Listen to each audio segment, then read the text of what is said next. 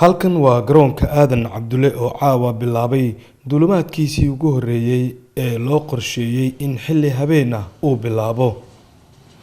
Diyaaradana waa tii ugu horeysay ee duulimaad habeen ah ka hirgeliso magaalada caasimadda ah muddo 27 sano kadib. waxaa caawa diyaaradan rikaabkeeda ka mid ahaa wasiirka maaliyadda dowladda dhexe, wasiir ku-xigeenka arrimaha dibadda iyo madaxa shirkadda Ocean oo caawa duulimaadkan fulisay.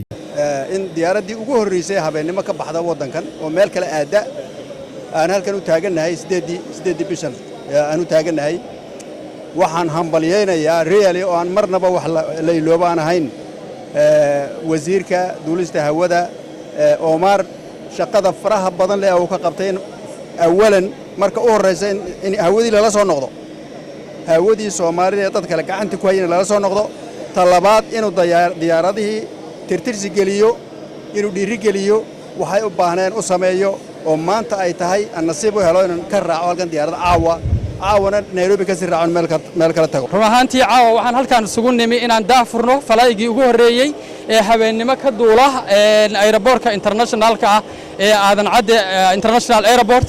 caawa waxaanu bilownay falaygii ugu horeeyay wasiirkana waa uga mahad celinaynaa invitationkii uu noo sameeyay.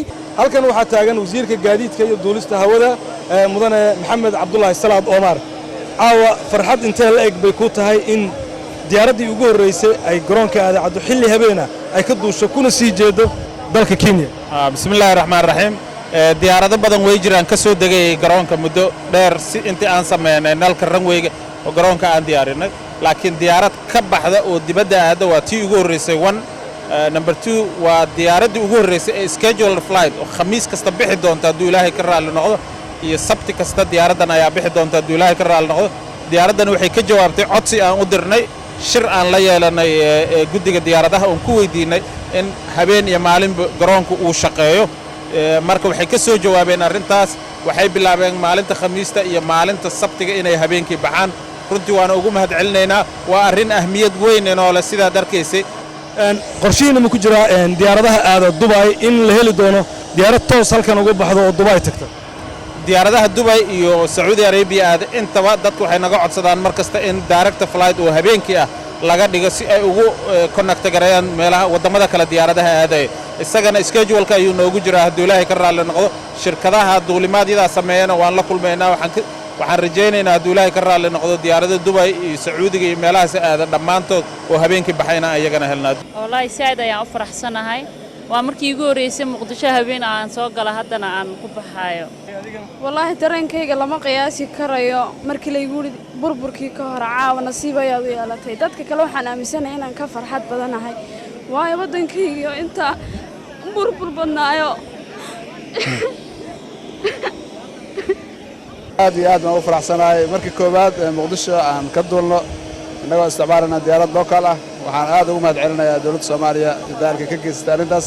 aad baan ugu faraxsanahay safarkan in habeenadii ay dadku safri karaan dadku dana badan ay kala duwan bay leeyihiin habeen iyo maalin meel safarna diyaar baan u nahay.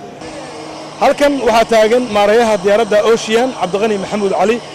Cabdiqani caawa farxadaada ka waran marka hore maadaama duulimaadkii ugu horeeyay shirkadda Ocean ay xamar kaga baxdo oo Nairobi tagayso. runtii xamaasad qiiro ayaan maanta dareemayaa. baasanjar badanna runtii way aamini waayeen qaarkood waa ooyayaan.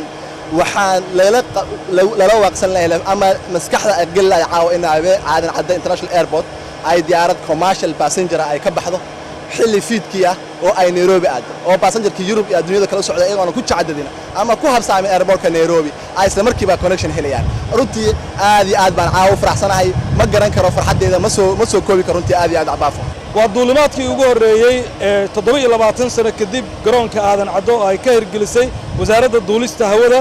waxaana nasiib u yeelatay shirkadda Ocean diyaaradooda ugu horeysa in caawa halkan rikaab ay ka qaado kuna aadan magaalada Nairobi ee dalka Kenya. Ibrahim Umar Baafe wararka Universal garoonka aadan caddo magaalada Muqdisho.